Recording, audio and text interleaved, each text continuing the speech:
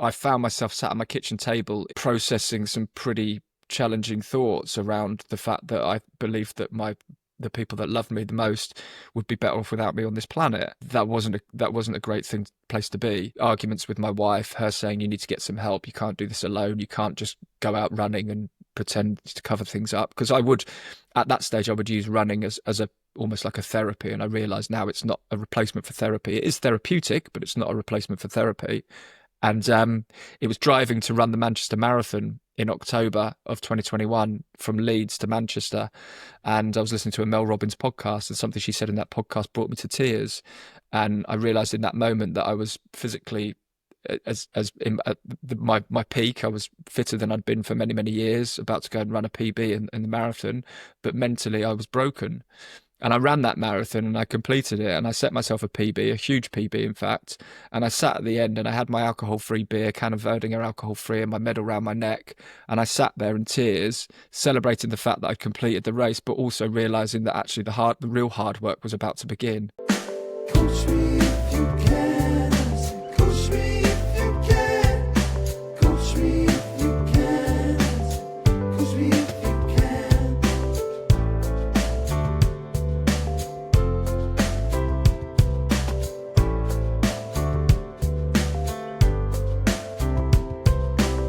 What's up, lovely people? Welcome to yet another episode of the Coach Me If You Can podcast. I'm your host, Peter Charles Weller, and welcome to this very exclusive corner of chaos. Today, joined by Rich Casement. 20 years in the alcohol industry, selling alcohol. He was the fun guy buying another round until he didn't. In fact, he was underneath the kitchen table thinking his family would be better off without him. So he realized alcohol had become his identity, and he pulled the plug, quit drinking, clean break, and started running. And one thing he said to me was, which stuck with me, was running can be therapeutic, but it can't be a replacement for therapy.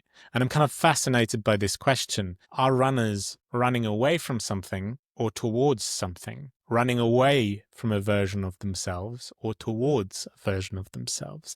So if I'm honest, I've now started running, and I'm definitely running away from a past version of myself. 115 kilos, obese, not confident, missing out. I'm also running towards the future version of me that I know I can become, and I'm on the way to becoming. But it takes hard work. And running is awesome because all you need to do is put the bloody running shoes by the door and put them on. And then you've already kind of won. You're out the door. But having 2 kids, the life, a dog with leadership ambitions, a career, it's tough, right? It's tough. And when you're out there, running's a bit of an isolation kind of sport, it can feel quite lonely. So having a coach to coach you on running and alcohol, which we didn't even get to, is amazing, right? So I can't wait to nerd out about running with someone and get help from someone as I'm trying to build this running habit. Now, alcohol we're going to dive into, and here's the kicker, folks. Rich Casement agreed to come back for 3 sessions and accompany me over a 12-week kind of coaching program where we look at running, alcohol, and everything in between. So enjoy Rich Casement. Myself and my business partner, Andy, we are the co-founders of Clean Break Coaching, and we help non-drinkers, so people who are alcohol-free, already alcohol-free, or sober-curious, sort of starting out on their alcohol-free journeys.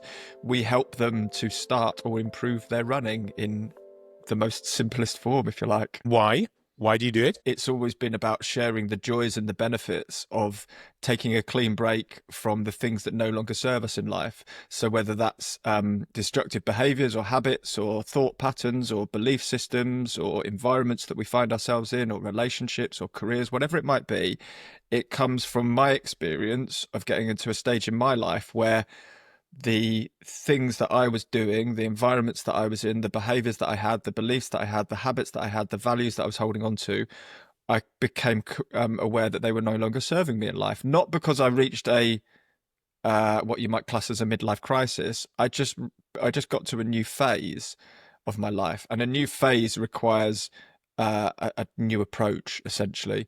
So I recognized the things that were no longer serving me, and I went about changing those. And the main two things that I changed were removing alcohol, taking a clean break from alcohol, but then also really throwing myself into running in a fairly serious way as well. And those have just been the two things that have helped me so much in life. So my why is to share the joys and benefits with other people of those things, in the hope that, other people can get as much benefit from them as I can. How would you describe the kind of reinvention comparing Rich how long has this journey been? Well, the journey really has been a lifelong journey, if you like, I think, in all fairness. And I think sometimes when we go through these periods, for a lot of people go through these periods and often in midlife, when you get to your 40s and you become parents and you start to question, some of your life choices and your values change and, all of that kind of stuff that a lot of us will go through. I think it can be easy to reflect on the past and have shame or guilt or regret over decisions that you made in the past, and I would never have that. I would never do that. But for me, I left school, went to university, like a lot of us do, kind of discovered going out and socializing and drinking and partying, not just drinking, but taking drugs as well. I'll be honest with you. Not in a kind of an addictive, in a sort of an addiction end of the spectrum. This is very much from a average middle lane drinker, functioning human being, but that someone that probably binged a bit at the weekend and, overdid it from time to time and paid the consequences for that, of course. And then went to university, dropped out of university because I didn't really feel that it was right for me. I was never particularly academic, and went straight into kind of working in hospitality, loved being in service of other people. And essentially that kind of brought me into this phase of my life that I'd spent the next sort of 20 odd years of in, really, which was alcohol. So kind of almost like my hobby became my career. So it was like, oh, this is great. I get to party hard and drink and celebrate out of work with my mates, but then I also get to be surrounded by it and by people who are partying whilst I'm at work. So I kind of managed bars and restaurants for several years until towards the end of my 20s. And then I left that career because you make a lot of sacrifices. It's very much a lifestyle job. And as you get a bit older, things start to change, and I wanted a bit more stability in my personal life and things like that, settle down a little bit. And I left and then progressively went into sales roles within the alcohol industry for really the next 10 to 12 to 13 years.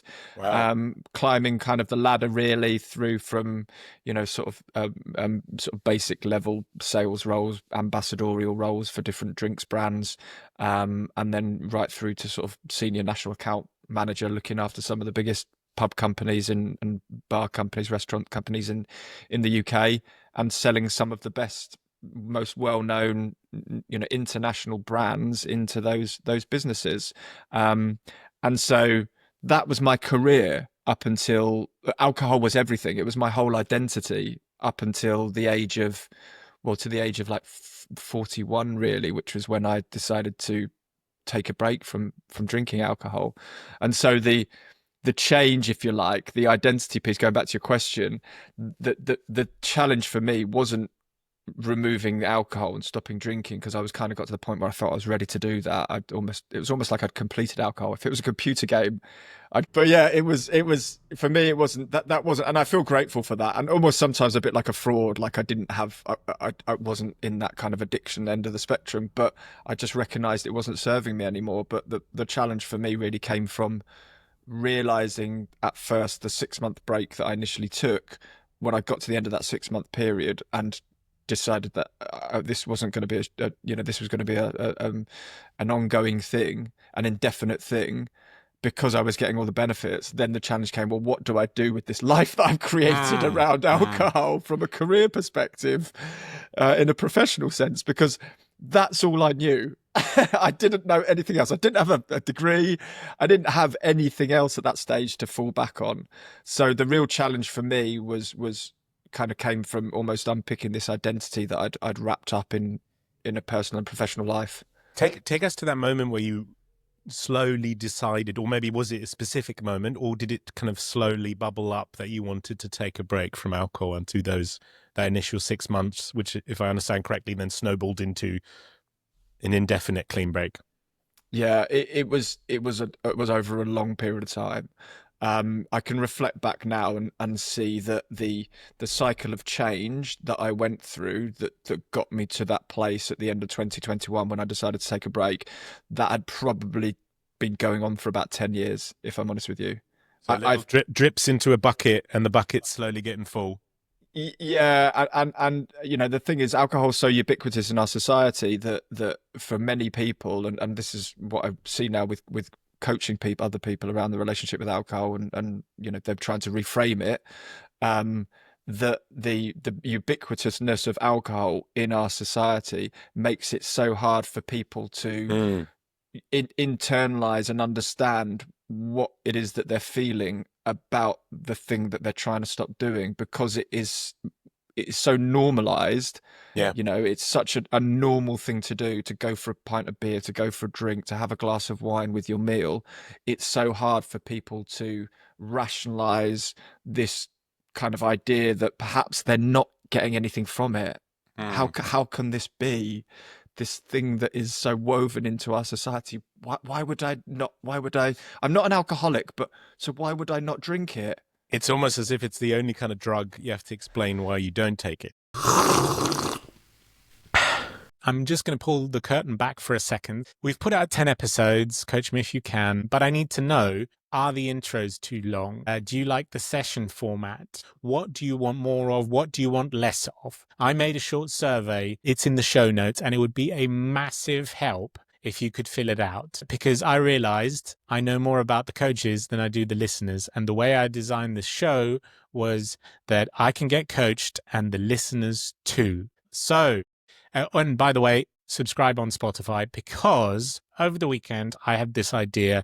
It's kind of taken hold of my brain. It's a industry disrupting idea. I've got to put my ducks in a row. I've got to figure it out. Subscribe to Spotify and you won't miss how this podcast turns into something big. Back to the show. It is the only drug you have to justify not taking, and it's very unique as well in that we don't, and this is clear with the statistics around alcohol damage, alcohol harm in the UK. And I'm very clear that I'm not anti-alcohol, but I'm very much anti-alcohol harm, because it costs it costs the government in England, or it costs the society in England alone £27 billion a year. Tax revenues generated from alcohol sales in the UK are only £12 billion a year. So there's a huge gap in there between the damage and actually what it's funding. So the cost of alcohol-related damage to individuals' bodies costs the government so much. Not just to bodies, so direct and indirect harm to society is estimated to be £27 billion. But the tax revenues, or the money generated from alcohol sales, is 12 billion. The government only put 200 million at the moment into tackling alcohol harm, funnily enough. So there's a huge gap. But I'm very clear that I'm not anti-alcohol, but I am very much around helping people raise awareness around it. But that change for me was happening over the course of 10 years or so, and it was just, I think it was a progression. It was a steady progression towards the point where there was no real alternative for me other than to just kind of eliminate it completely, because I kind of got to the point where I wasn't really drinking much anyway, but even the little amount I was drinking just wasn't really serving me. I wasn't enjoying it. I wasn't getting anything from it. So it's just like, well, what's the point? But we don't just have the alcohol is unique because we don't just have a consumption problem with alcohol. We also have a non-consumption problem with alcohol, in the sense that it is the only drug that we have to justify not taking. Yeah.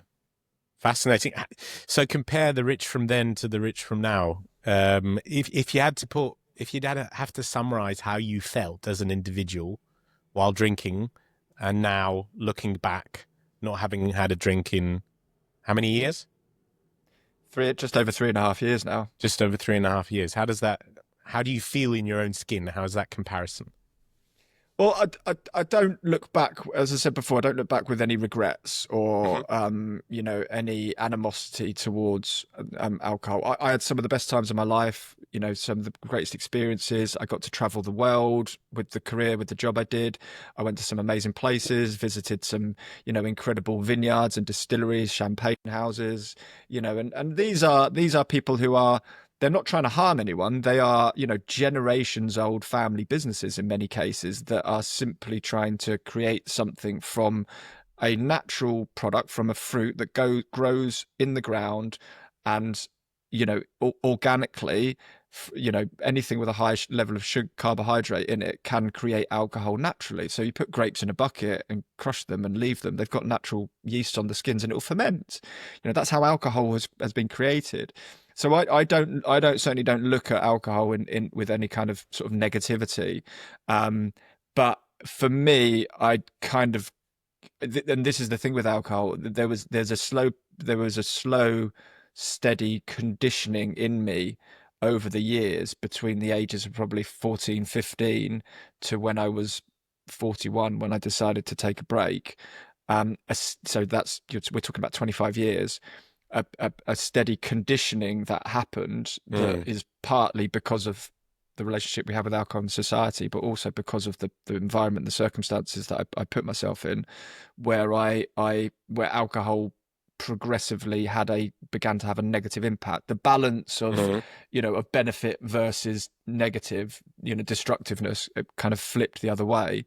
So towards the end, before I stopped drinking, when I look back on myself then, I I wasn't an alcoholic. I wouldn't have classed myself as physically addicted. I'd take lengthy breaks for many years. I'd do dry Januaries. I'd even do 2 or 3 months at a time. I generally wouldn't drink during the week. I would go, a couple of weeks with having a drink. So the alcohol wasn't necessarily the problem, and I think this is the case for a lot of people. It was my relationship with it that was. Mm. And what I became aware of was the impact on me was physical and mental as well. So the effects that it was having on me from a mental health perspective were as damaging, if not more so, than the physical effect, because I wasn't drinking the volume that would necessarily be perceived as, from a high dangerous level. But from a mental health perspective, it was certainly having a really bad effect on me. Can you give us an example of the mental aspect? Yeah, I was depressed. I was really, really struggling. I had really low self-worth, despite being on the face of it really, really successful. I'd built a successful career. I earned good money. I had a great car. I had, lovely house, beautiful wife, children. On the face of it, I was very successful and I was very good at what I did. I was very knowledgeable. I had I built up a lot of contacts, a lot of network. So I was succeeding from the outside. I was succeeding, but inside I was a bit of a mess. If I'm honest with you, I was depressed. I wasn't typical guy. I wasn't able to open up about the way I felt. I wasn't able to process the way I felt, actually, I think is actually a better way of describing it, which then meant I wasn't able to verbalize it and communicate it properly with other people. So that led to difficult issues, conflicting issues inside myself of perhaps a lack of congruence between my real true values and beliefs versus what I was doing for a living, but then also issues in my personal life with relationship with my wife was at times deteriorating. I wasn't present, in my relationships with my family, my kids. I would really struggle with hangovers and things like that. That would really impact me negatively. I would have inconsistency in terms of my mood, in terms of my performance, my energy, my clarity, my focus, my ability to concentrate, my motivation, my ambition. All of these things were really, without me really realizing, but all of these things were being drained away and leaving me with a huge void, which was created internally in me, which I can now look back and realize that void was a lack of being true to myself. And I was only able to rediscover that because the fact that I'd lost that. You know, we can only find something that we've lost. If you haven't lost something, you don't need to go and find it. But I had lost who I truly was inside me. And so I had this complete, there was a huge amount of incongruence between what I was doing outwardly, what I was portraying, and who I actually was internally. And it was, I guess the moment, if you like, where things did change fundamentally. There was a flip. Was kind of the summer of 2021. We'd just come out of COVID lockdowns and the world was starting to reopen. Hospitality was reopening. So I was kind of back to work full time. And something wasn't right. I couldn't get back into work. Something was missing. I couldn't work out what it was, couldn't put my finger on it. And I found myself sat at my kitchen table in July, August 2021, processing some pretty challenging thoughts around the fact that I believed that the people that loved me the most would be better off without me on this planet. And that suddenly dawned on me that that's not a particularly helpful thought, and something which, for someone who historically had been classed themselves as pretty upbeat and pretty positive and pretty outgoing, pretty optimistic, that wasn't a great place to be. It took me until probably the October of that year to really make a typical bloke, covering things up, suppressing emotions, all that kind of stuff. Arguments with my wife, her saying, you need to get some help. You can't do this alone. You can't just go out running and pretend to cover things up. Because at that stage, I would use running as almost like a therapy. And I realize now it's not a replacement for therapy. It is therapeutic, but it's not a replacement for therapy. And it was driving to run the Manchester Marathon in October of 2021 from Leeds to Manchester. And I was listening to a Mel Robbins podcast, and something she said in that podcast brought me to tears. And I realized in that moment that I was physically, at my peak, I was fitter than I'd been for many, many years, about to go and run a PB in the marathon. But mentally, I was broken. And I ran that marathon and I completed it, and I set myself a PB, a huge PB, in fact. And I sat at the end and I had my alcohol-free beer, can of Erdinger alcohol-free, and my medal around my neck. And I sat there in tears, celebrating the fact that I'd completed the race, but also realizing that actually the real hard work was about to begin, because I knew I needed to not just work on my body, but I also needed to work on my mind. Wow. And my soul as well, because there was an element of my soul which had been progressively taken away from me by the conditioning of the environments and the circumstances that I'd found myself. I'd put myself in, I'd made those choices and those decisions to do the things that I'd done, the career that I'd taken and the path that I'd trod. So for no minute do I regret or I have any, sort of anxiety or regrets over that. What was the bit from Mel Robbins that brought you to tears? I can't remember, and I keep thinking I need Okay. to go back to that podcast and listen to it again. But it was just something really, really powerful, and I think it made me think about the people around me. It made me think about not just about myself, which I think was probably the thing that was probably the blockage, the barrier that prevented me historically to actually doing anything about it and seeking out any external help. Because I typical bloke, I made it all about myself. It was my problem. It was my issue to sort out. It was my responsibility. Yeah. But actually, that in that moment, there was this acceptance that I wasn't capable of dealing with it all myself, and that I needed to reach out to other people for help. How did that look like? The reaching out? Yeah. So I'd done some therapy prior to that. I didn't really feel like got a huge amount of benefit from it, other than being sat on a chair with someone, who was happy to sit there and listen to me and talk about how I felt. But I didn't feel like there was any real practical element or advice or part aspects that they brought to the conversation that would help me. I never considered antidepressants. I've never been that sort of person to go down that route of pharmaceutical intervention. If people want to do that, that's their choice. But me personally, I don't really believe in that. And I had started to come across people in the coaching environment, funnily enough. So people who I'd started to follow on social media, who were coaches talking about coaching. And then one guy that was from my previous life, really bartending many years ago, who had gone through a similar thing to me, who had become a coach, a life coach, retrained in NLP and that kind of thing. And so he kind of came into my life indirectly through someone else at that stage. And I reached out to him, and I immediately I immediately found that was more relatable. He was more relatable to me, and he could relate to me more because of the experiences we'd had through the careers we'd had and what happened in our lives. And how he was speaking and the things he was talking about, I found much more applicable to how I felt and what I wanted out of the support. So it was less about going back in time and looking at, what was your relationship with your parents like, your childhood, your upbringing, your school, all this kind of stuff, the traumatic stuff in the past, which is all the cause and effect stuff, the kind of Freudian side of psychology. He was talking more about, right, well, what are the good things going on in your life? What are you grateful for? What do you feel positive about? What are you celebrating? What do you want to achieve? What are the things you can do? What are your goals? What are you most proud of? It was like, hang on a sec, this is a slightly different way of looking at it. And actually it's quite like it, actually. And slowly but surely, spending time with him and doing with him and his business partner, doing the work with them, it was a different way of looking at it. And this did two things. Firstly, it helped me come out of my sort of depression, if you like.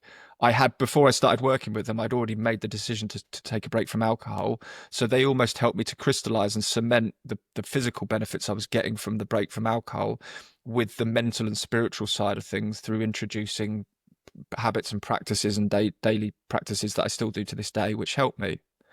And if we look at now how you help your clients, can you walk us through an example client? Yeah, absolutely. Without going into too much specificity, from a confidentiality perspective, on a sort of a top line level, our philosophy is around, if you look at sort of three pillars of mindset, of movement, and of lifestyle. So the mindset is the belief systems. So it's the stories that we've been telling ourselves. So it's all of the narrative, the language that we use internally and then also externally, which creates a reality for us, our own reality. How we can look at that and how we can help people challenge that. The movement side of things is running, but specifically running. But yes, we do help people just move in general because if someone's sedentary and they're not running, we're not going to tell them to go and sign up for a 10K because that is not the right step for them to take. The right step for them to take, the right first step for them to take is probably to go online and order a pair of decent running trainers. The next step would be to put them by the front door so they see them the next morning. Whether they put them on or not is no matter. That's a nice one. Just right by the front door. That's where they live. I like that. And so you see it. It's the first thing you see in the morning. And it's, if you follow if you've read Atomic Habits, James Clear, he'll talk about these things, making it simple and making it easy, giving yourself a trigger and a clue and holding yourself accountable. He doesn't have a Hungarian hunting dog, though, that, goes on walkabouts with all the shoes that you have to find again. Yeah, that might be a challenge. Yeah. Okay, you may have to lock them in a cupboard or something like that away from the hunting dog. But that's the first step for some people. Yeah. But it's meeting people where they're at. So some people might already be running a little bit, but like want to work towards a park run. Some people might be doing park runs, but they're stuck at 5K and they want to get to 10K. Some people might be stuck at 10K and they want to get to half marathon or even marathon, but they don't believe they can for whatever reason. Some people might want to run an ultra marathon, and actually they might not be doing any running at the moment. They think, well, that actually they want to do that. It's like, brilliant. That's great. You're not going to do it tomorrow, but we've got a clear path for you to do that in maybe 18 months. So that's what we're going to work on for the next 18 months together. And then the lifestyle piece is specifically around alcohol, the role that alcohol plays in your life, the relationship that you have with alcohol, and how we can help you reframe your relationship with alcohol. Whatever that looks like, if your goal is to take a break, take a clean break, like I did for 6 months, and we recommend at least a 60 to 90-day break is a really good starting point to really understand the differences. See how it feels. To see how it feels, but also to be able to make a more conscious decision in the future as to whether you do or don't want to have a drink based on what you know about the consequences of it, but also played off against the value of not drinking and having being abstinence. But it might just be that you want to take a tactical break. It might be actually that you want a long-term or a indefinite break. So it's meeting people where they are, understanding what it is that they want to get out of all of those three pillars, if you like, and then helping people to make progress towards, those goals individually or combined as a collective. I love it. I've got some statements for you now, Rich. It's called Fact Fiction. Can I just get ChatGPT up as well? No. I use ChatGPT to get some of the statements. Okay. Fair enough. Okay. You can quit drinking, but you'll always feel like something's missing. You can quit drinking, but you'll always feel like something's missing. Absolute fallacy. Fiction. Why? Because that belief system is driven by the narrative and the language and the stories that we've told ourselves as a society, based on the perceived value that we think alcohol brings to us. Actually, our belief systems are not predetermined. They're learnt. They're learnt by our environment, by the people we spend time with, but also by our values as well, driven by our values. So as a coach, that would be a massive kind of signal where you'd want to dive deep and kind of unpick that. Massively, yeah, massively. And actually this idea, the people start with this idea of, oh, I really want to give up alcohol, or I want to give up cigarettes, or I want to give up sugar. It's like, right, okay, well, first of all, let's unpick the terminology giving up. What does giving up mean to you? Oh, well, it means I'm getting rid of something that has some kind of perceived value to me. Interesting. And that's a belief system. It's not factual. You believe that alcohol helps you relax, helps you with confidence, helps you to socialize, helps you to wind down, helps you to sleep. All of these things are belief systems. They're not factual. Alcohol only numbs the pain. It never truly brings happiness. Alcohol only numbs the pain. It never brings true happiness. Predominantly true. Alcohol. Say it again. Alcohol only numbs pain. It never truly brings happiness. Predominantly true. However, it goes back to the relationship thing that I said before, that the alcohol, the substance, like anything in life that we find dependency and addictive tendencies towards, or compulsive behaviors towards, it's not the thing itself which is the problem. It's the relationship to it that's the problem. So for people who don't have a problematic relationship with alcohol, it can bring them some joy. Yeah. And for me, it did bring me joy. Like, I have some of the best times of my life, and especially in my teens and my 20s with my mates, like when I was high, when I was drunk. Yeah. And there's no getting away from that, and I wouldn't change any of those experiences. And not everybody who has pain kind of drinks. That's what the statement kind of assumes, that you only drink when you have pain kind of thing, or something to deal with. That's why you drink. Yeah, and a lot of the work I do as well with people around the sort of relationship with alcohol is around why do you drink? What are you using alcohol for? Because often there is an underlying issue there. If someone says, "Oh, I drink alcohol to relax," we unpick that first of all from a scientific perspective and show them that scientifically it doesn't do that. Momentary it does, but in the medium long term it doesn't. It does the opposite. And then it's the belief system that they have around why they're using it, to what is it they're numbing through using the alcohol. Fascinating. Most people who quit alcohol discovered they were never truly themselves while drinking. I actually think that's probably quite true. Because we have this saying, there's this saying that, or this indication that, or belief that when you drink, you show your true colors when you drink or when you're drunk.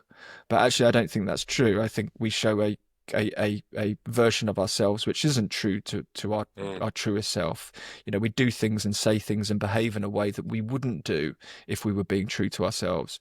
So actually, I think what happens is the truest version of yourself is allowed to come out when you remove alcohol. I was just thinking that they call it a suppressant, right? And that often I've done 6 months without alcohol before, and I remember it was as if there was more space for me to feel that a void was left open, which was then occupied by positive feelings I hadn't kind of experienced before. So it was almost as if me was suppressed while drinking, and suddenly without that, you could kind of, Uh, 100%, and it does exactly that. You'd use that phrase "void" just then, and I've yeah, said this many times. It creates a void, yeah, but again, it comes back to this perception, this belief system. What do you believe about that void? Do you believe that that void is created by something that you're missing out on that has a perceived benefit to you, or do you believe that that void gives you a blank canvas to then yeah. go and paint your masterpiece? For me, the second. But Yeah, there were aspects we can unpick in the coaching session, absolutely. which I'll Yeah. get into. So let's have a look. The urge to run is the same urge to escape. The urge to run is the same as the urge to escape. Interesting. I think on many levels it is. I think on many levels it is that I have definitely been I have definitely used running as an escape method, an escapism tool in the past. Definitely through COVID, that hour of daily exercise, it was my way of escaping the house, the kids, Yeah. the nightmare that we were going through. Um, Are you and running? Are you running towards something now? I'm at the moment I'm running towards. I'm training for a marathon in December. So I am generally I will generally be training towards something, but I will have periods where I'm not running towards anything. I'm just running for the joy of it. And actually that's what's happened in the last couple of years with my running. Is my relationship with running has changed in the same way to one that is a much more healthy relationship with running. So it 'Cause goes back to what I said before. It's not the thing itself, yeah, it's the relationship we have with it. yeah. It's not the why, it's the how we do things, which is problematic. Because I read the statement almost as if one's running toward or away from something, right? And it sounded like during COVID you were running away from stuff, and that's why I meant in some metaphorical sense. In your life, are you running towards stuff now, a greater version of yourself or something? But that's how I kind of read that statement as well. Do runners run away from things, or do they run towards things? I think if you spoke to a lot of runners, I think they would deep down inside, if they were willing to go peel the layers of the onion back and go deep enough, they would probably, a lot of them would admit that there was some kind of, they were using running as an escape mechanism. Interesting. Whether they are then dealing with the things that they're escaping with in the rest of their life or not is another question. Ah, yeah, we had this one already. Alcohol is the only drug where you have to explain why you don't use it. Yes. Or as a woman, if you don't drink, you're already immediately labeled as pregnant. Like if my wife just doesn't feel like having a drink, then immediately they're like, oh, okay, are you. There is an assumption, yeah. There is an assumption that, and it goes back to this sort of this ubiquity of alcohol within our society. There is an assumption that, okay, or if you don't drink, well, did you have a problem with it, or was alcohol a problem for you? No. Okay, so why do you not drink? And for me, the answers that I give are because I don't want to and I don't need to. And that makes people feel really uncomfortable because they're like, you don't want to drink it. You don't need to drink it. Wow, okay. And that actually, for a lot of people, it does a couple of things. Firstly, it ends up kind of almost like reflecting back a little bit, and they feel a little bit threatened by that, threatened by someone almost in the way that I'm suggesting to them indirectly that they have a problem, but I'm not. And then they start telling me that they don't have a problem. Oh, I don't drink very often. I only have a couple of drinks at the weekend. It's like, I don't care about your drinking. I don't drink because I don't want to. By merely explaining that, it's like there's a potential for a heated discussion, or your back gets painted with a big red X. Like, okay, Rich is no fun at parties. Like, let me go over there to those people. But that's also not true, is it? Like, that's also an assumption people have, that if you don't drink, there's less fun to be had.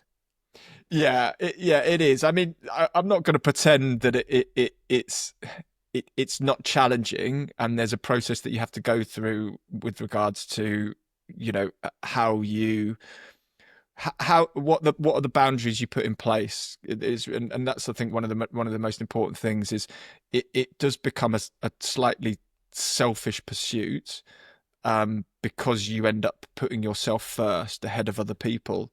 And so there are times when I will remove myself from a social situation around all my closest friends and my family I'm the first person to walk away from that because I'm protecting my boundaries, because I've had enough. I've had enough fun. I've socialized enough. I don't want to drink any more alcohol-free beers that are often laced with sugar and things like that. Everyone else is on a different level, and I'm kind of I'm not getting any value from the conversations anymore. And also, I play it forward and think about what I'm going to do the following morning. Like this morning, I was up at sunrise and went up for a run, like I often do on my mornings. And for me, that was the part that I really focused. People often think about the fear, the FOMO. We use the term FOMO, fear of missing out. Oh no, what am I missing out if I leave the party early? What am I going to be missing out on? Well, not much, just a lot more drinking and a lot more chat of crap generally. But then if you can play it forward and think about the JOMO, so what is the joy of missing out? That's the bit in the morning. And then what I like to do is take it a step further. What's the GOMO? The gratitude of missing out. What are you grateful for the following day for what you've missed out on the night before? And I've for never me, heard JOMO, and I've definitely never had GOMO. Is that a patent pending Rich statement? Yeah, it definitely is in the alcohol-free word. I think that I've recently come up with GOMO, and then there's FOPO, of course, as well, fear of people's opinions. So you have to think through all of these acronyms. And We've got 2 statements, 2 minutes. You can't be fully present until you quit numbing yourself. Yeah, I think there is some truth in that. Okay, and last one. Nobody starts out loving running. Yeah, I think there's some truth in that as well. I think there is some truth in that. It's painful because for a lot of people it involves change of physical change, mental change, spiritual change, changing their health, their fitness, their aerobic capacity. And that is uncomfortable. Change is uncomfortable. Changing state, whatever that is, whatever change it is, going from one state to another requires an element of pain to go through. So yes, of course, I think often people don't enjoy running. Even the first 5 minutes of most of the runs I do these days, I don't really enjoy, because your heart rate spikes, your muscles are a bit stiff. It takes time to push through that pain barrier. But it's probably even worse when you're unfit. So when you're really trying to build that habit and you're very unfit, it's probably more of a brutal start to get that momentum in your running journey, let's say, before you have more space to be able to enjoy it. I'd probably say, like, a fit person, it's easier for a fit person to enjoy running than it is for an unfit person. Yes and no. I think from a physiological perspective, yes, of course, there's less pain to go through. But the person who is unfit, who is physically unfit, their motivation, their inspiration might be stronger than the person who's already fit.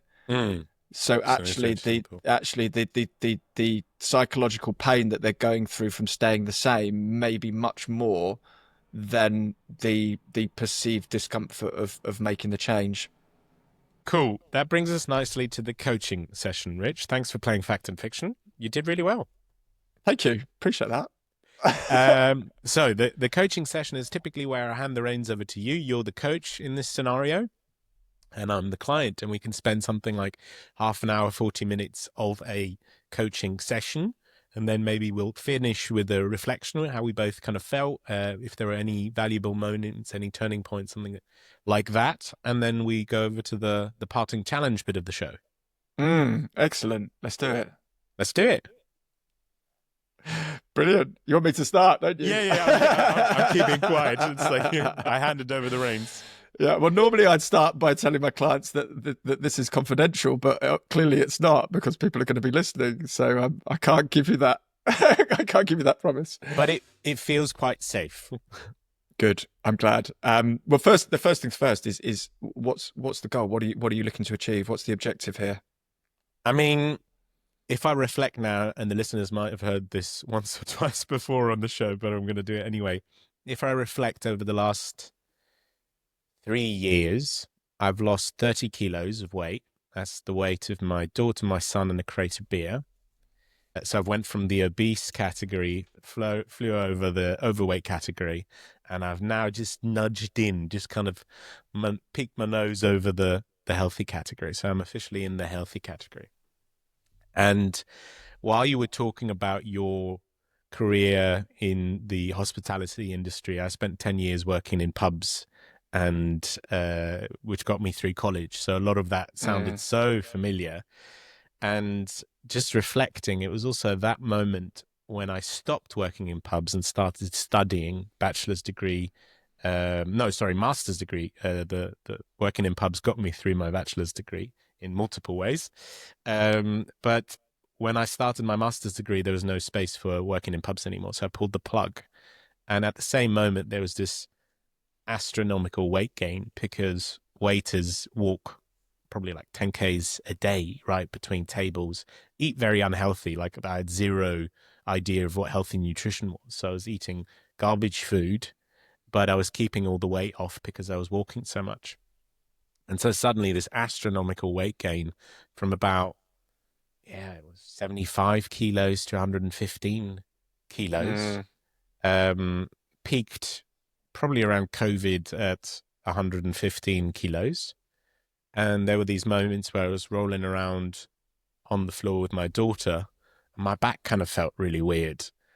And I thought, okay, this is not how a 33-year-old is supposed to feel, So let's do something about it. And then at the same time, chronic hand eczema that just popped out of nowhere. I mean, my skin was just, it was acting out like you wouldn't believe. I just was checking out for a post I was thinking about the other day. If I look up in my phone, AI sorts out all these kind of pictures that go together. So there's like a folder of my wife, folder of my daughter, folder of my son, folder of the Hungarian hunting dog. There's also a folder of my hands. Now there are 145 pictures of my hands that I then take and I show the doctor because maybe it's better when I'm at the doctor's finally, And it was something about me interacting with the world through extreme pain, doing nappies, anything you can imagine. It was just really painful. And when I pulled the plug on unhealthy food and I stopped drinking alcohol, especially when I burned out at a previous company I worked at, it was just all too much. There was the bucket started overflowing, let's say. And when I pulled the plug on alcohol and I started eating extremely healthy, I noticed weight came off. I started feeling better. Family started feeling better because the food we ate was so bloody healthy. But I love to cook, so that's the unfair advantage. I just absolutely love to cook. But anyway, you asked me, so what do you want to do? I feel like now, you mentioned blank canvas. Now there's a bit of a blank canvas in terms of health that I'd really like to double down on. I've never been able to start a going to the gym habit, which I'd like to do at least once or twice a week. But I had a period where this was 22, where I was quite heavy, but I started running for about 3 months. And I was living at my godfather's at the time in the middle of nowhere in Germany, and there was nothing to do but work and whatever. And so I substituted that whatever with going for a run, and there were nice hills around there. And I lost so much weight there, not because of healthy eating, but because of running. But actually, I started to like it a lot. I really liked the feeling it gave me of feeling a bit powerful, feeling positive in my skin and having a new kind of hobby to focus on. So when you ask me, what do you want to achieve? Well, yeah, I want to get back to running, and I'm on the fence about alcohol, which is an interesting one we can unpick.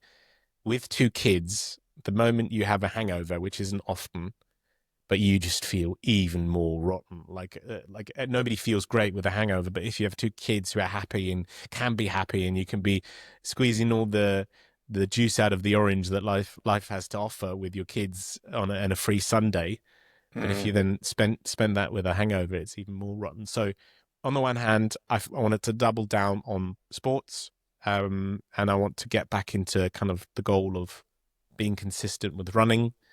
And if I look back over the last 6 months, it almost hasn't been that many chances to go running. In the mornings, I'm so incredibly tired.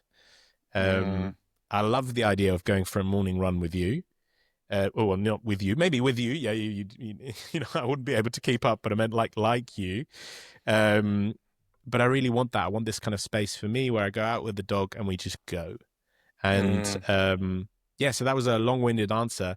But on the one hand, on the fence about alcohol, and definitely want to double down on the sports side, because I feel like now 90% of my time I'm sitting behind the laptop, I'm working, and there's space at the moment, and that's the same over the last couple of years, for work, family life, and that's about it, really. I haven't managed to squeeze fitness in there yet.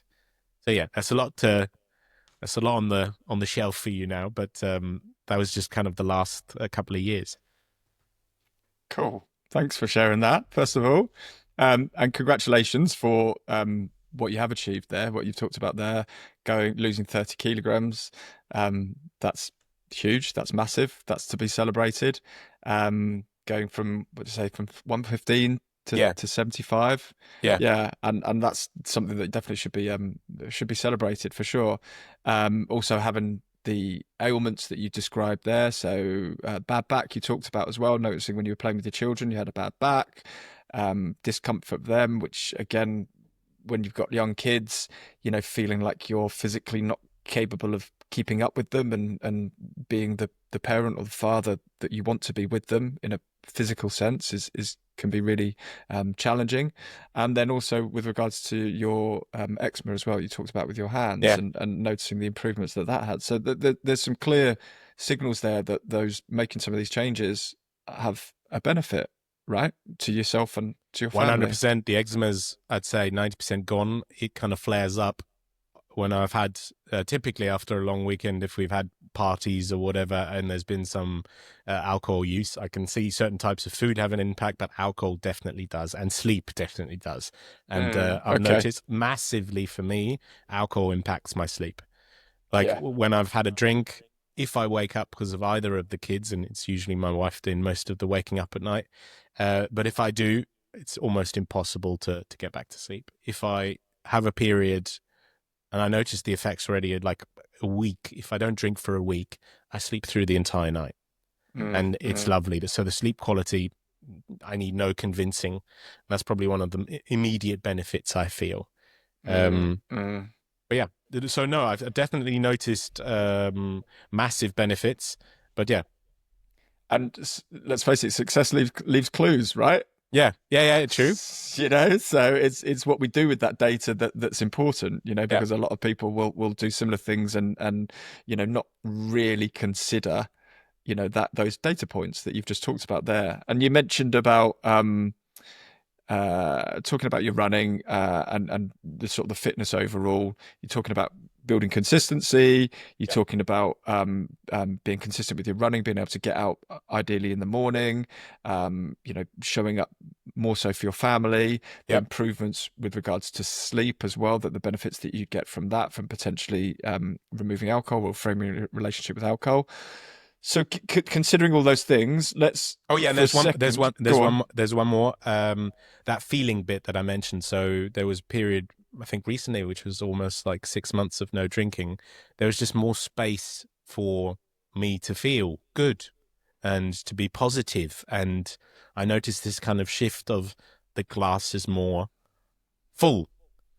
In my outlook of a particular day, a random day, I have more aspects to enjoy it. Whereas now, at the moment, today's my wife's birthday, so we have a whole army of people coming around for a paella, so there will be the odd glass of wine or two. But I do notice that it's, I'm at an interesting crossroads, I believe. Okay. Yeah. Anything else at all? No, I think that's it. Okay. So we talked a little bit about that. You talked a bit there about that feeling, that space that it's creating. That's a bit that void we talked about before. You know, giving yourself that blank canvas, that opportunity to paint your masterpiece yourself, and create that masterpiece of your future. You know, create the life that you clearly desire and you deserve as well. Because let's face it, we don't just want these things; we deserve these things.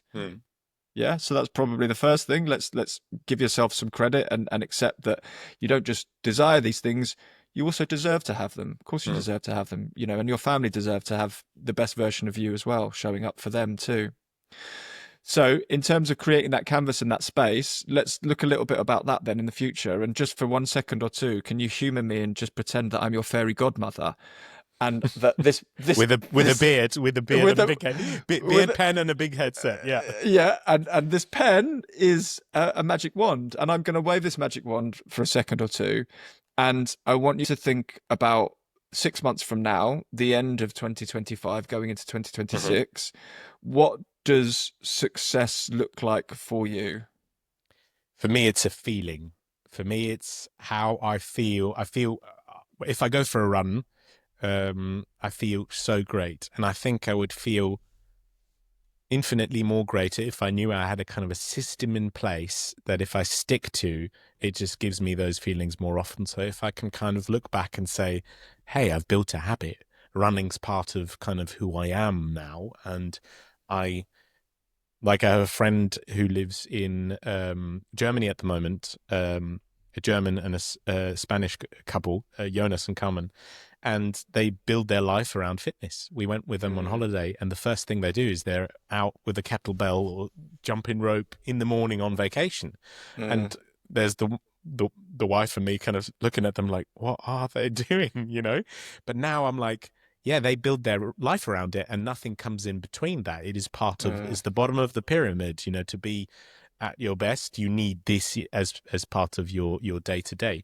And really looking forward, definition of success would be, I know I have a system in place, whether it's early morning runs on a Tuesday, then afternoons runs on another day, maybe having some fun playing paddle with the wife for lunch on Fridays, you know, just also a bit of a fun activity, but just looking back and like, okay, the system we've built now, it's running.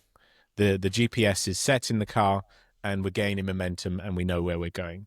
That kind of, for me, would be phenomenal. And I'd know that after all of those runs, I'd also feel incredibly great. For the rest of the day, I'm buzzing until I fall asleep. And then the next morning, especially when you start running again, I mean, it's like the bed has a gravitational pull. Running takes a hit in the beginning, at least with me. But yeah, so definition of success, knowing that I've got kind of a self-driving system in place where I've carved out time for runs and I'm doing them, and maybe I'm enjoying it too, the process. I know I enjoy the feeling afterwards, but was this during COVID? No, this was when I was at my heaviest. I wanted to grow a running habit.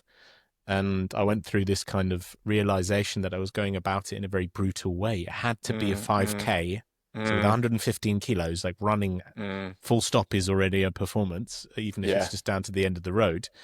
But for me, I had so much pressure on myself that it had to be a 5K. I'd run Keeper and App, and it had to be a 5K. Otherwise, it wouldn't count, right? And that just so much increased the time I needed to even, and in the end, it didn't work out. There was no habit built. It was kind of, I had to do it. It was like going to the dentist. It was not positive. And almost add another kid to the mix, kind of, you've got even less time. And I kind of had this then wisdom of just, hey, I'm going to go out.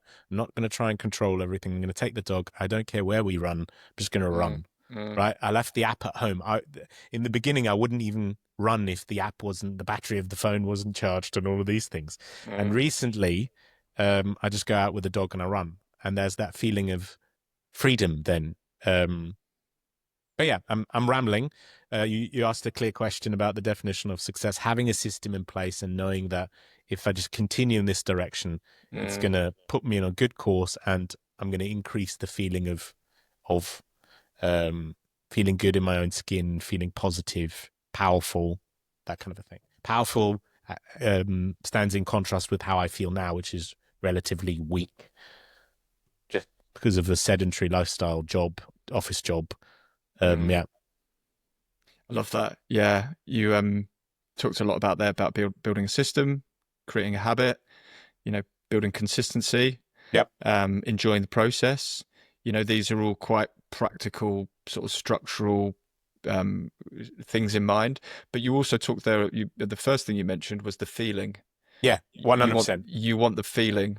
So so how would you describe the feeling that you're looking for? How would you describe that? Positive, optimistic, proud, powerful, strong. Yeah, those are quite good already. Like a well, maybe that's the wrong analogy to use in this episode, but maybe a cocktail. Yeah, maybe it isn't. Maybe a positive cocktail of those feelings of, proud, strong, positive, optimistic. The sky's the limit, that kind of thing. Yeah. Yeah. Well, it is a cocktail. Let's be honest. It's a cocktail of emotions and feelings, and what are emotions? Emotions are energy in motion. It's energy that's created by chemicals that are flowing through our body. Now, those chemicals, the good chemicals that we're looking for, the things that you're talking about, are the endorphins. It's the serotonin, it's the oxytocin, it's the dopamine. It's the stuff that makes us feel good. And those are all chemicals that get sent around our body. The chemicals get sent around our body because our body responds in a certain way to the environment or to the pressure or to the actions that we're taking. So let's say you feel anxious, you're in an environment where you feel a little bit scared. The chemical that's released is cortisol. It's our natural fight or flight mechanism. It's what would have saved cavemen from getting eaten by a saber-toothed tiger. It's that cortisol. It's that give them that sense of something's not right here. It's anxious. But the feeling that you get from doing the exercise, being active, those are all the good chemicals. Those are all the good hormones that are rushing around your body, and they're the energy that's in motion that's creating the emotions that you're looking for. So we're looking to try and help you create more of these chemicals, this energy in motion that's creating the emotions, the feelings that you're looking for. So just going back to your friends that do kettlebells in the garden, why do you think they do that? So it's interesting, growing habits. If I look at them, they have a habit and it's part of their identity, right? So nothing comes between them and doing fitness. And they would do that. They need to tick the box before they start the day. And there's something really, really cool about that, because for me, often it's been a choice. Do I work an extra half an hour and finish this project, which might otherwise irritate me in the evening if I haven't done that, or if I don't have a good feeling about that? Or do I do sport? And usually, or the other option is, do I go downstairs and spend more time with my family? Usually it's either one of those, work or family, that win. So it's always been like a competition for time. And that's why I like that picture of Jonas and Carmen, because they had this nothing's coming in between that. It's part of the foundation of the recipe for success, right? And they wouldn't consider, it's not a question for them. It's not a more work, less time. It's part of their routine and their identity, right? They're fit as a fiddle. And that's lovely. And it was a real eye-opening moment for me, seeing them, and it just didn't fit in my picture. I mean, I was very overweight. I was on holiday. I was looking forward to a game of backgammon and a beer in Mallorca, where we were. And there they were, with the jump rope, and I loved them to bits. But yeah, that was inspiring in that moment. It took months before I really realized, but that's kind of what I wanted, this feeling of nobody's taken that away from me. It sounds like it was probably a non-negotiable for them. Yeah, 100%. Yeah. Okay. And I guess that's what we're trying to get to here, is finding a way of weaving in the activities that you're wanting to do to get that feeling that you're looking for as a non-negotiable within your daily and your weekly routine. And when I stayed at my godfather's I can't even remember the name of the small village, but there was less stuff to compete for my time. It was work. And then I was just on my tods in the evenings. So I went out for a run in the hills, right? And that's so I'm able to do it. Right now, I just kind of feel like I need a bit of a system in place. Yeah. So where are you at the minute then with it? What are you doing right now? Nothing on a regular basis, but there's a pair of running shoes that have gotten quite a lot of wear and tear. So there could be an upgrade and some shifts in terms of my mindset. Instead of having to run a certain amount with the dog, and the dog's annoying as, beep, because she's fit as a fiddle as well. So I'm always almost like the anchor. So there was also this part we run down this track, which is a bike track here in Eindhoven in the Netherlands where I live. And if you run to the end of that, it's 5Ks on the dot. So quite practical. You've got no traffic lights. It's lovely, right? But if I run with the dog and there's just one direction, she's going to be pulling on me, and I can't compete with the dog pulling me, having to pull her back and kind of be in the zone and stuff. So it's a nightmare. But recently I just thought, no, I'm going to the park. Also no traffic lights. Maybe the occasional picnic gets destroyed by my dog, but that's if I'm only not running fast enough and don't do enough corners. If I do enough corners, she then follows. She's in a following mode. And if there's a stretch where I'm just slow and she's ahead of me, yeah, she'll go and investigate the picnic and steal a kebab or a piece of cheese. So how often is this happening at the moment, or not recently? I'd say not at the moment. Okay. Probably the last run I did was like 2 weeks ago or something.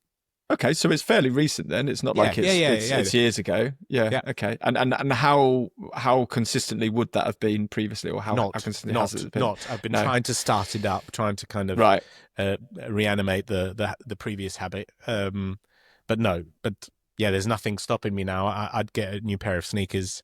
And I think it's more in terms of I like the hanging it by the door, so it becomes easier. But I think I also need to kind of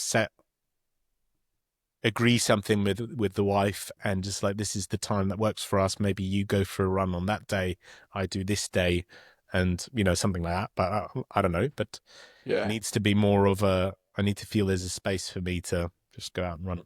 And so your wife then, is she looking to do the same sort of thing? Are you both looking to help each other to build consistency with this? She'd definitely help. If I said I wanted to run, she'd be 100% on board. I don't know if she wants to do that for herself, but I know she wants to become fit and feel fit as well. I don't know if running's going to be the thing, but it's just so bloody practical. It's in front of the door. There's this track. There are no traffic lights. There's a park round the corner. I mean, it's screaming for just putting the sneakers on. You don't need an appointment like when we play paddle. You need to organise other teammates. You need to book a call, and all of this stuff. And with running, it's just out the door. So the fact that you're already running, to me, suggests that you are a runner. So from an identity perspective, there's probably a good starting point is to start referring to yourself as a runner. But it also feels good. Yeah, it's a nice thing. In my book, if you run, you are a runner. And it's funny when you ask people like, so what do you do? Who are you? You'll have, I'm a sailor, or some people say I'm an avid runner. And it's funny how that becomes part of the identity. But you don't need to actively say that. But if someone says to you, "Do you run?" Are you a runner? You can reply with yes. Yeah. Because you are. And I think, one of the things you talked about is with your friends, that's part of their identity, is doing their kettlebells in the morning. So creating an identity around the thing that you want to do is a really good way to start it, because your brain doesn't know the difference between what's true and what's not. So if you can keep telling yourself better stories, you'll likely get better outcomes. So start with the belief that you are a runner for a start, and start telling yourself that you are a runner, and that is gonna create that sort of sense of identity that's then going to help you to take the action towards improving and growing that identity, if you like, because you don't become, you don't just suddenly go from not being a runner to being an elite athlete. It's a journey, it's progression. But the great thing about progression is it accelerates as well. So when you start to believe that, when you start to take the action, you'll start to progress it. In terms of taking steps towards building that consistency that you talked about, consistency is one of the three things that we encourage people to do to build to make progress in their running. How could you go about building consistency, and what does consistency look like to you? It's difficult with two young kids. The structure is flexible, but I'm sure there's a way to still build consistency, and that's kind of when you know ahead this is what you're going to do. You put your running shoes out the night before, your running gear, that kind of stuff. So you reduce all these barriers already ahead. You've got a kind of a plan in place, whether it's Tuesday mornings, you go for a run. So I'd have to kind of think about what's the ideal, how does it look like in a given week? It can't be a day where I go to the office because I'm on the train for an hour and a half. So it has to be a kind of a day where I'm doing a home office day, and ideally where the kids are at daycare, which is probably twice a week, 3 times a week, sometimes if I'm not traveling, that I'm at home, the kids are at daycare, and yeah, lunch run is an option. That's another aspect one could go, and maybe also an easier one to start off with because the mornings are quite chaotic. It's get the kids dressed, get the team out the door, and what does consistency kind of feel like? Yeah, I like the idea of having a recipe. This is what we're going with. If we're not hitting every day, absolutely fine. But this is kind of a smart, strategic kind of recipe for the week, maybe. Every day isn't something that I'd recommend, and this is this concept of kind of all or nothing or black and white thinking, going from like not doing anything to doing it all. Yeah. You know, not running at all to going to running 7 days a week. You know, that's a very big gap to leap across to get from A to B, and consistency is around frequency. I guess the main thing is how frequent you're going to do those runs, and it sounds like you could probably run 2 or 3 times a week from what you've said there. Yeah.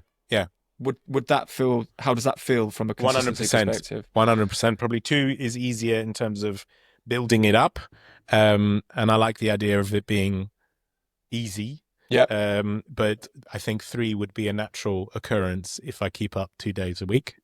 Yeah. And it's purely like I want to definitely 3 days a week, but I just know with the family situation and stuff, probably if I could get 2 runs in, that's already huge. Okay. So non-negotiable twice a week. Yeah.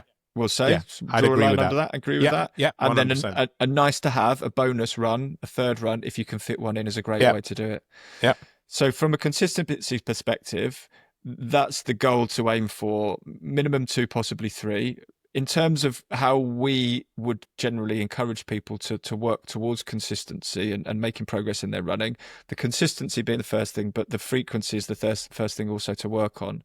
So working on getting that frequency of 2 or 3 runs a week, consistency over the course of, let's say, 2, 3, 4 weeks, that will, by that point, you will have built a certain degree of habit formation in there. Okay, and that will start to feel like it's part of your daily routine, your non-negotiable.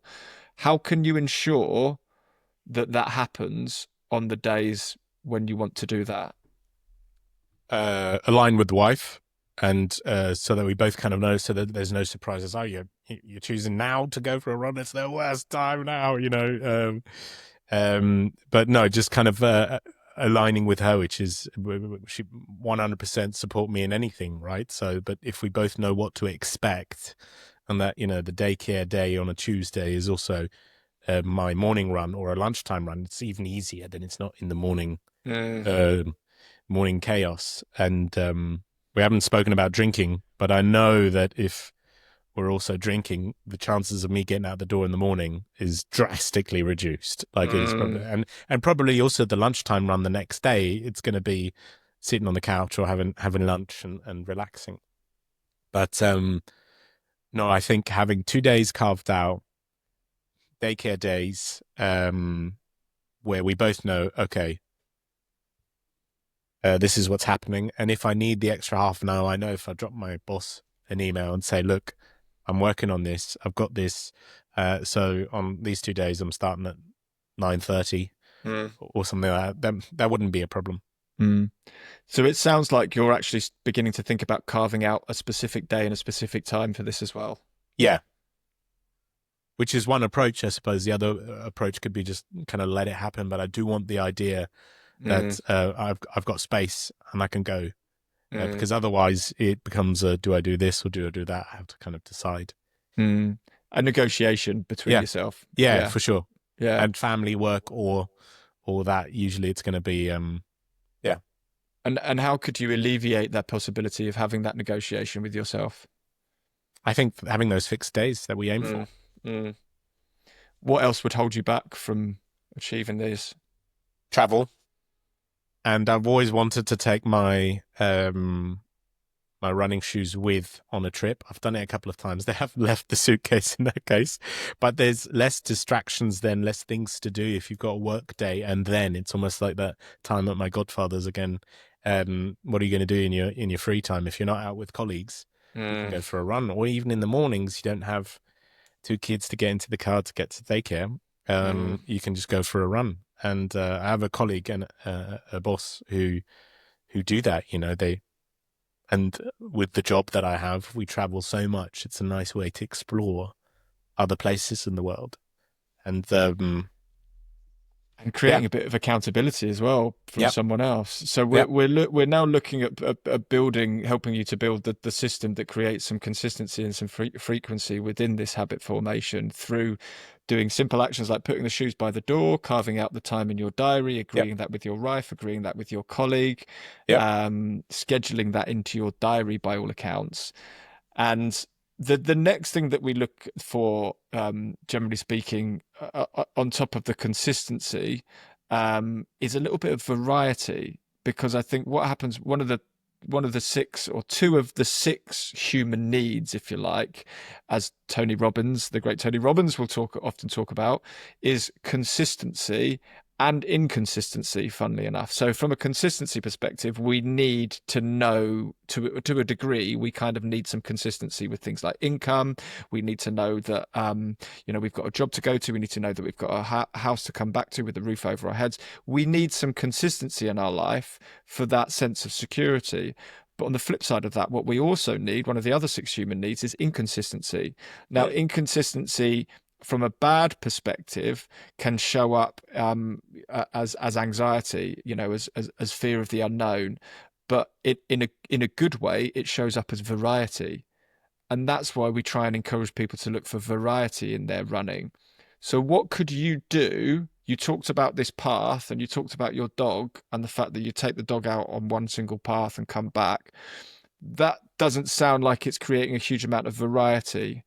So what could you do to create a degree of variety? I think that long stretch, it's a nice stretch, better without the dog. Running in the park and the dog off lead, that's great. And also sometimes without the dog.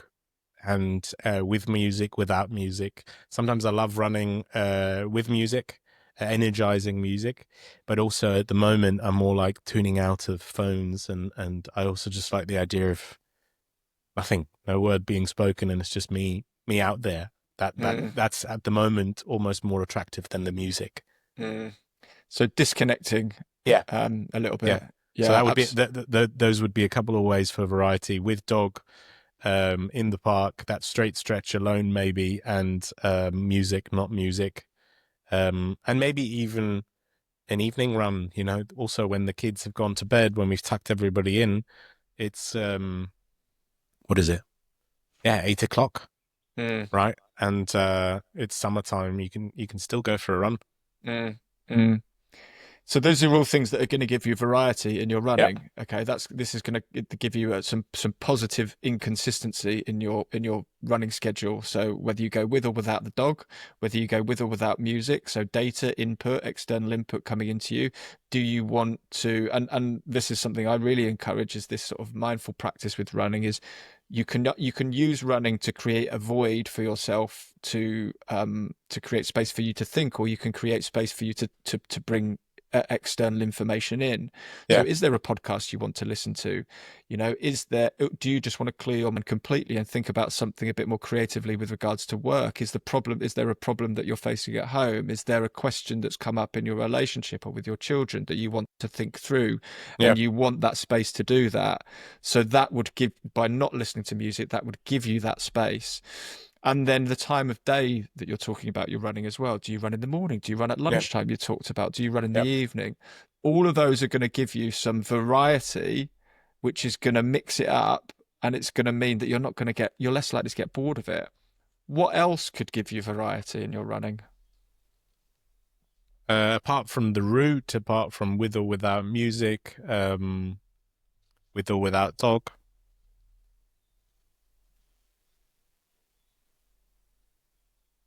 No, I think that's probably it. I mean, apart from the running clothes I'd wear and stuff, that's all that comes to mind. Yeah, absolutely. The clothes. Yeah, that's going to feel different as well. What about intensity? Oh yeah, in that sense for sure. That's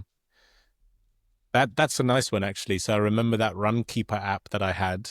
It had kind of I had a schedule and it would tell me on these one fartlek, I think the one kind of days were called where it's just a sprint and it's just so nice because you didn't know what you were expecting kind of. And today we're doing sprints. Okay, fine.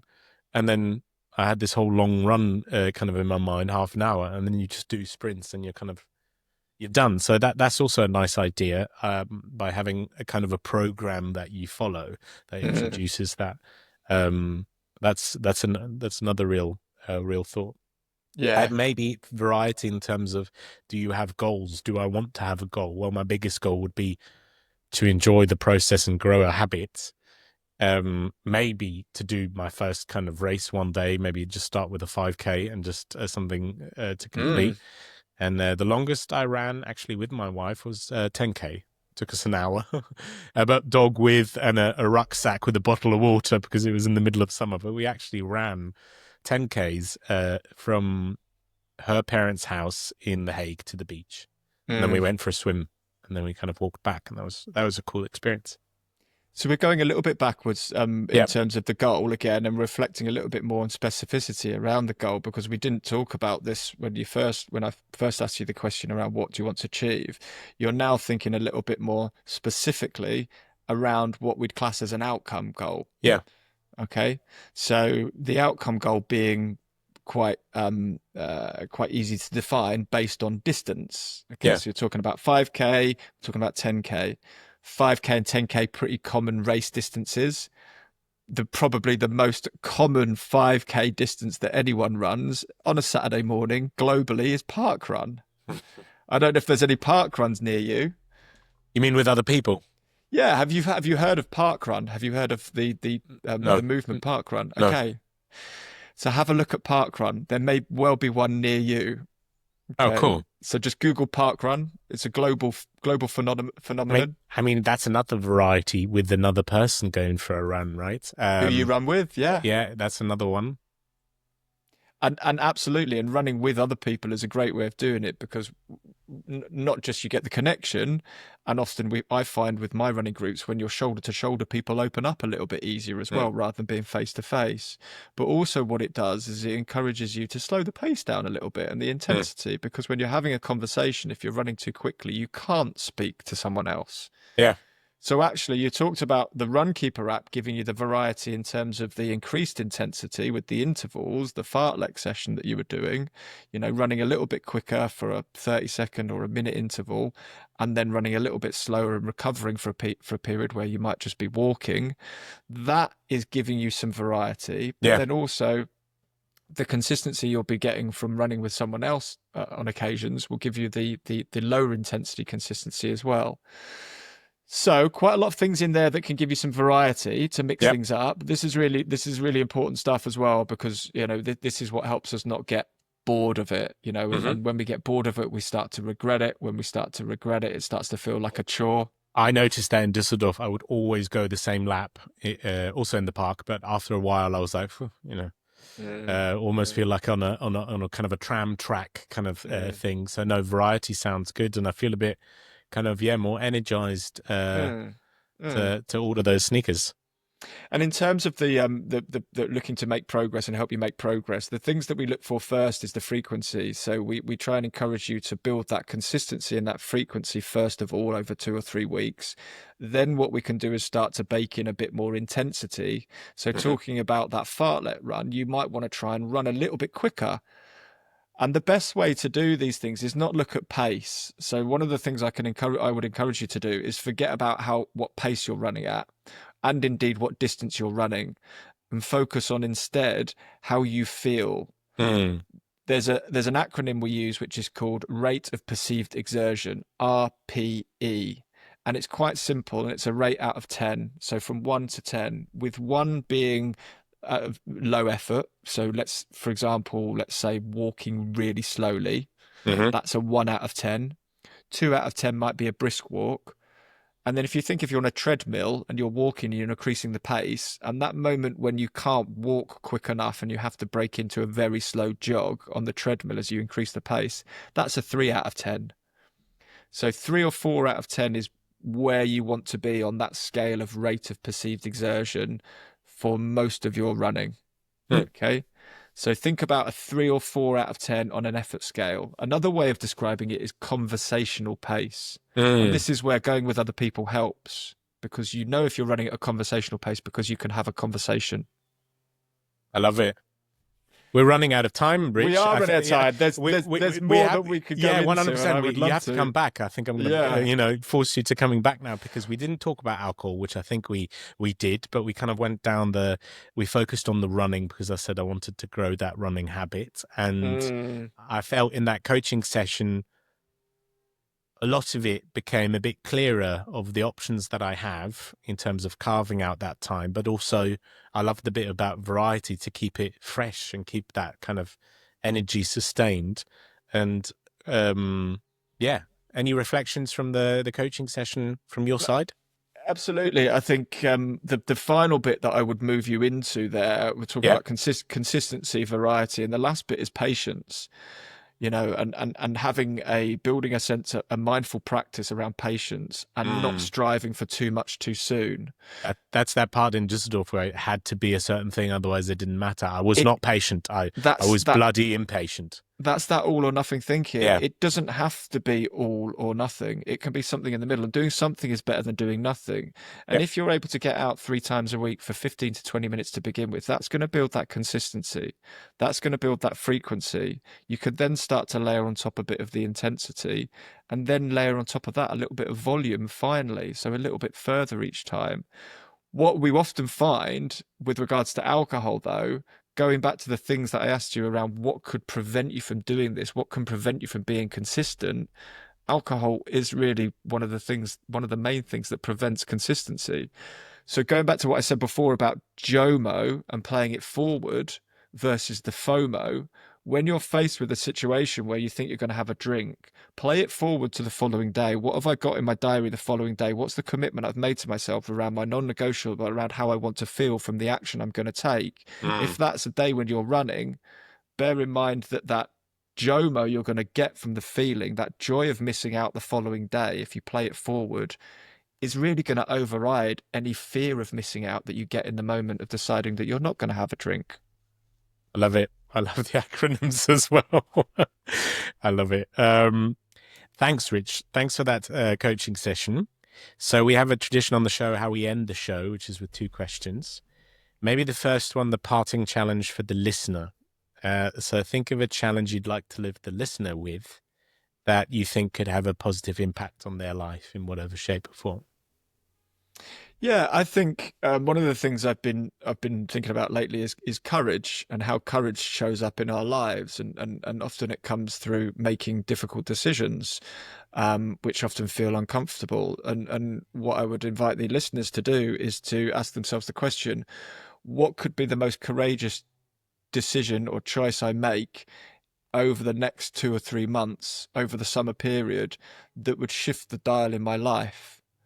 So what does that look like for you? And how does that make you feel at the end of it? If you make that choice, that courageous decision to do something for your own benefit and the benefit of others around you, what does that be? And it might be related to physical exercise. It might be relation to your relationship with alcohol. It might be that you might just choose not to drink during the week. It might be that you choose to take 2-3 weeks off the alcohol. It might be that you choose a month or even the whole summer. It might be that you choose to go on your first alcohol-free holiday. From a movement perspective, it might just be, do you know what? I'm going to make a commitment to myself that I'm going to move for 15 to 20 minutes a day for the next week. That might be the starting point. I'm just going to get my shoes on, and I'm going to make that courageous decision that I'm going to commit to moving my body for 15 to 20 minutes every day. And it might just be walking to begin with. Depending on where you're at, will depend on what type of action you take. I love that. A way to be courageous. What's that for you? And if the listeners passed a billboard on the highway on their way to work, what would your message be? What would Rich's message be? Maybe on either running or alcohol or the combination, or whatever you want it to be. What do the listeners need to read on a daily basis? I have a few mantras in my life, but the one that I often will come back to, and the one that resonates with me the most personally, for many reasons, is a classic quote from Henry Ford, and that's, whether you believe you can or whether you believe you can't, you're right. I love it. Rich, thanks so much for being on the podcast. I kind of feel like you have to come back now because there's a lot we didn't cover. We didn't talk about alcohol, but we definitely spoke about running and why there are so many reasons for me to start running. It's been a pleasure having you on, mate. I would love to come back, Peter. Thank you. I've really enjoyed it. Brilliant. I love it. I think it's brilliant. I think it's such a good concept that you're doing. It's so unique and it's so niche in the podcasting, but also in the coaching world. I think it's fantastic.